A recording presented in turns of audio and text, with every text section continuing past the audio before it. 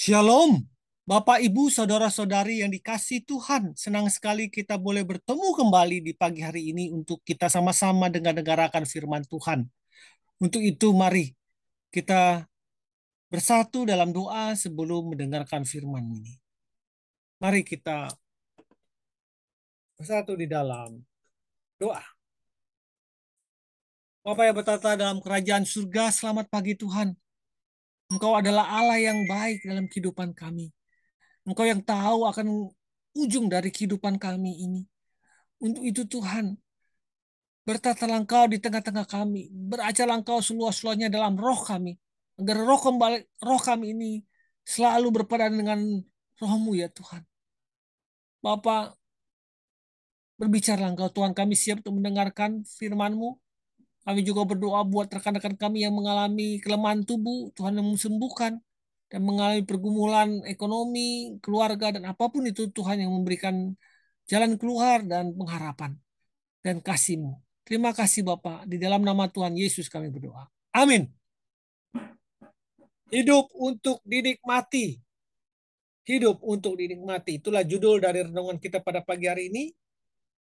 Dan sebagai landasan firman Tuhan diambil dari Mazmur 34 ayat 9.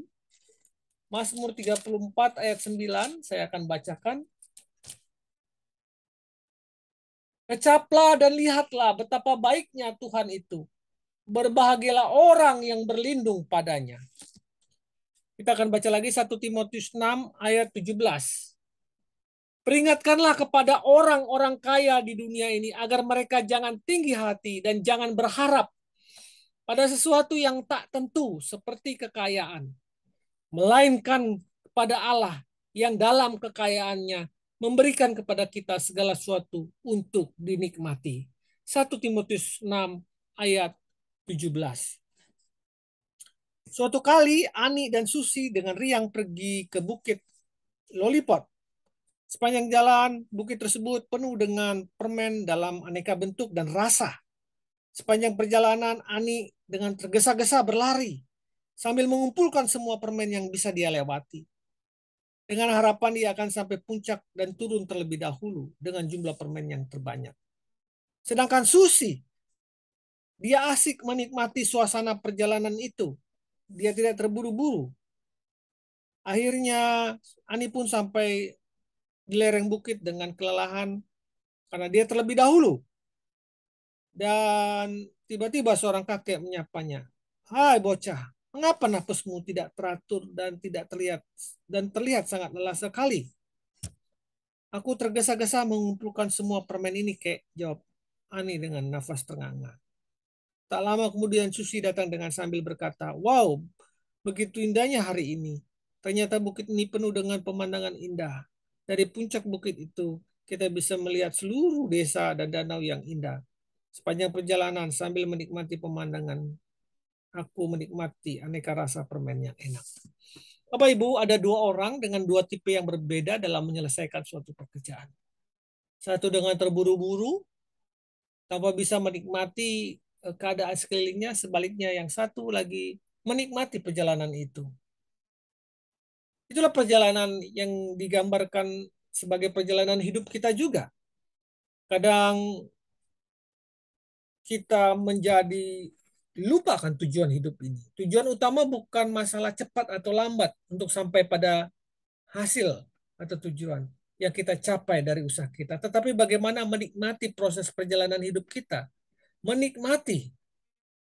Setiap proses akan membawa cerita tersendiri dalam setiap nafas kita. Untuk itu, sudahkah kita merangkai kebahagiaan dari setiap proses tersebut? Semua yang ada di hidup ini Tuhan sediakan untuk disyukuri. Semua yang ada di hidup ini Tuhan sediakan untuk dinikmati. Sungguh luar biasa.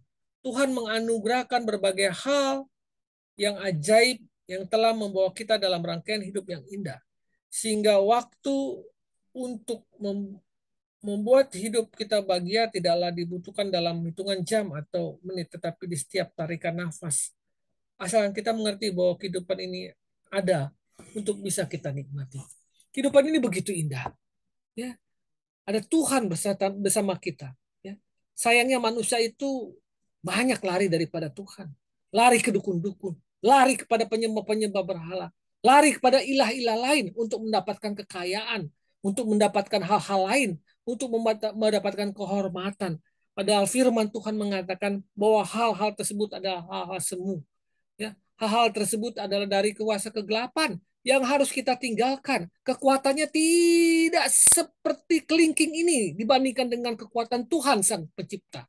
Tetapi manusia mau instan. Manusia merusak kenikmatan hidup itu dengan keinginan, dengan egonya, mengambil jalan instan. Dia menyembah ilah-ilah yang sangat tidak atau sangat dibenci oleh Tuhan itu.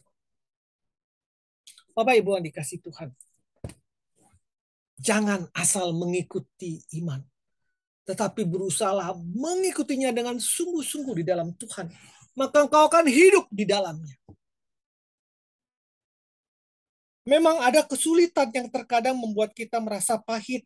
Ada kesulitan yang membuat kita sukar sekali untuk menikmati hidup ini. Tetapi itulah warna dari lukisan hidup itu. Hanya dengan menikmati hidup kita dan tetap setia di dalam Tuhan, maka kita bisa mengecap setiap kebaikan dan kasih setia Tuhan yang selalu baru setiap pagi itu. Jangan terlalu fokus pada diri sendiri. Jangan terlalu fokus pada kekayaan. Jangan terlalu fokus pada ambisimu yang kau merasa bahkan bahwa kau akan menjadi segala-galanya jika kau mendapatkan hal itu.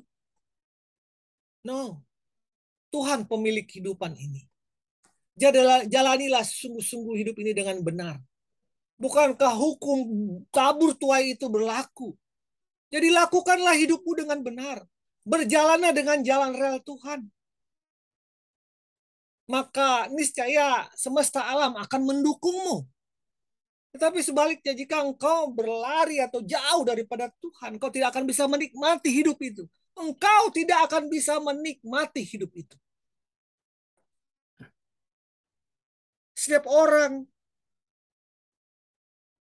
pasti memiliki ambisi. Ada kalanya hasratnya terlalu besar untuk memperoleh sesuatu yang diinginkan. Sehingga kesempatan-kesempatan yang kita lewati berlalu begitu saja tanpa pernah berpikir bahwa mungkin di dalamnya kita bisa memperoleh sesuatu yang berharga. Mungkin saat ini waktu kita banyak dimakan habis oleh segala hal ambisi dan pekerjaan kita itu. Hal-hal lain yang kita anggap penting, tetapi sudahkah kita menikmatinya? Rangkaian kebahagiaan dalam proses perjalanan hidup kita, sehingga tidak akan timbul penyesalan nantinya dalam hidup kita.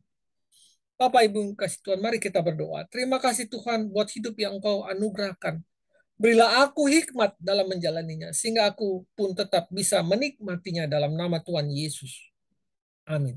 Makanan seenak apapun tidak bisa dirasakan enak sebelum Anda memutuskan untuk menikmatinya. Tuhan memberkati, selamat berkarya. Amin.